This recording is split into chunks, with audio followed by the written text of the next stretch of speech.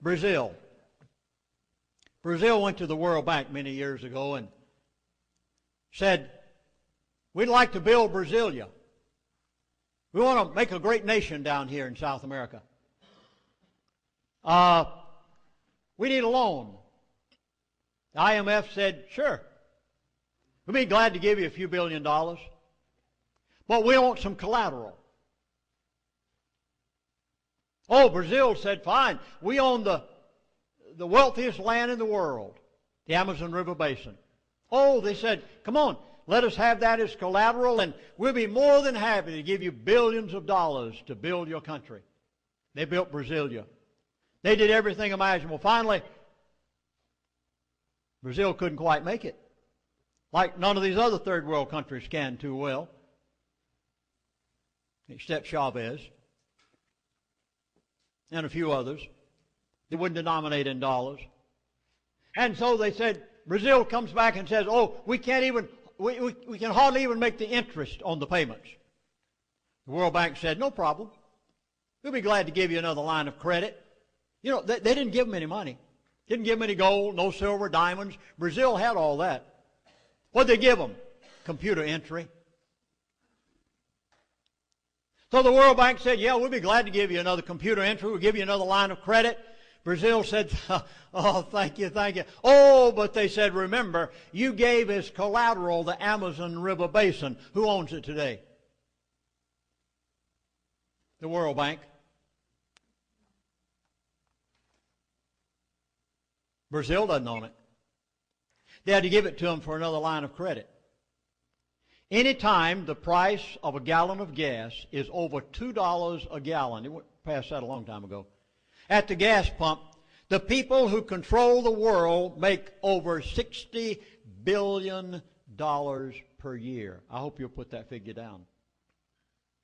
When crude oil prices increased from $30 to $50 a barrel, the world has to shell out an additional $600 billion a year to the oil-producing countries of the world, who in turn turn around and buy our national debt. Now,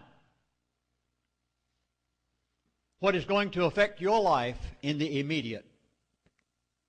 It's called Iran. It is the third largest oil field in the world. Iran has said that by a certain date, and by the way, that date was given to you tonight by Wendy. I'm not going to repeat it. I will afterwards in questions and answers if you'd like. I have a reason for not giving it right now.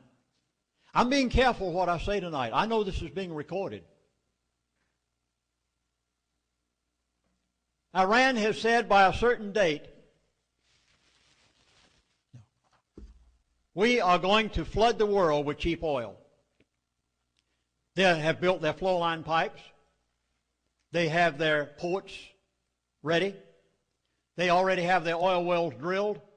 They have the third largest oil field in the world. They've said we are going to flood the world with cheap oil.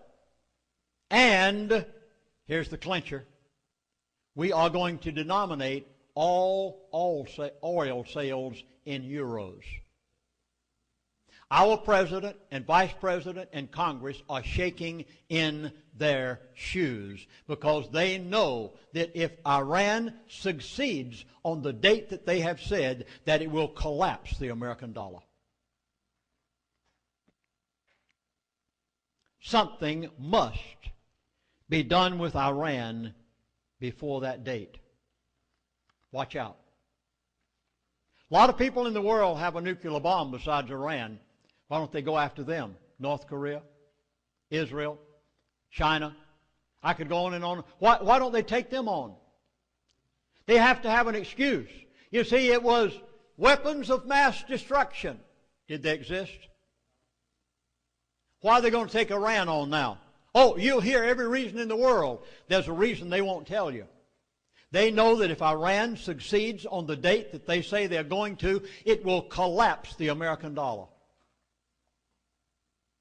Because they'll undercut everybody in the world on oil sales.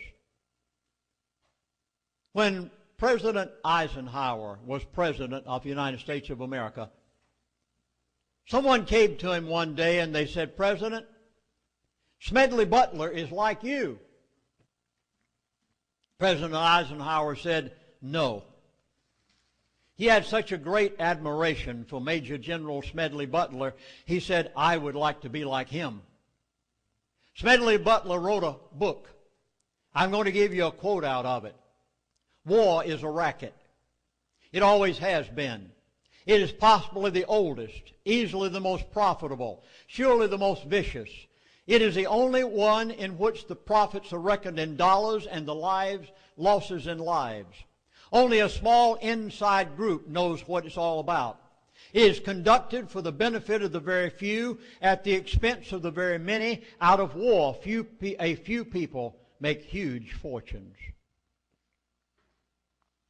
Now, normally authors don't recommend other authors' books. I'm going to do so tonight. His name is John Perkins. You must get his book entitled The Confessions of an Economic Hitman. It is must reading after what you've heard me say tonight. He says it in a different vein, but he says the same thing. John Perkins, I don't know how he's still alive. John Perkins was an insider. He worked for the powers that be.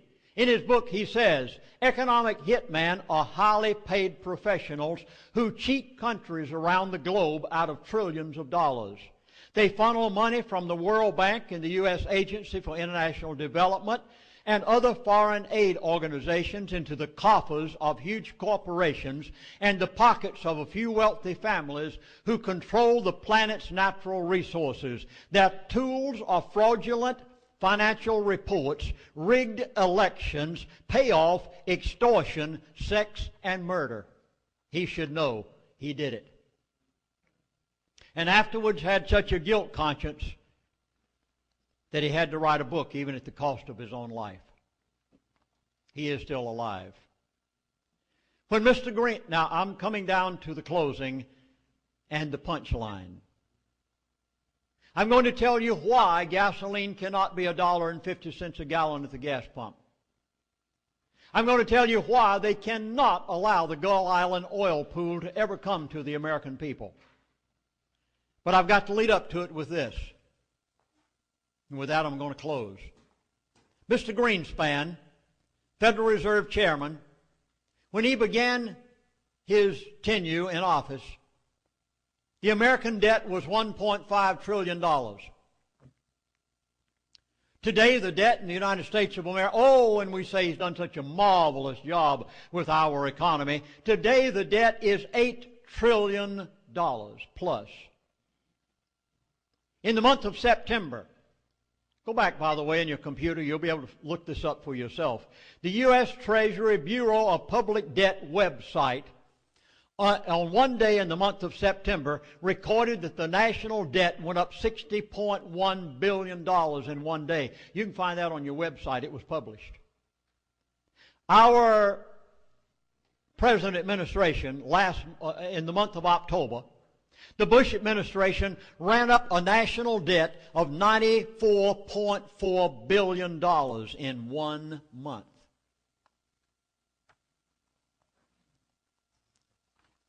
OPEC oil producers are at maximum output. Saudi Arabia can't produce any more till they dig some more wells and put in some more flow line pipes. Every oil refinery in America is operating at 90-plus capacity. No new oil refineries have been built in the United States of America for over 20 years, and it's done by a design plan. The U.S. is importing 400,000 gallons of gasoline a day from other countries. The U.S. had 321 refineries in 1981. The U.S. only has 149 refineries today. Many plants are operating 24 hours a day with no downtime for maintenance to supply the growing demand. We are operating at 90-plus output capacity, and the least little bobble and the gasoline stations would have up signs, no gas available. Now, here is the rest of the story.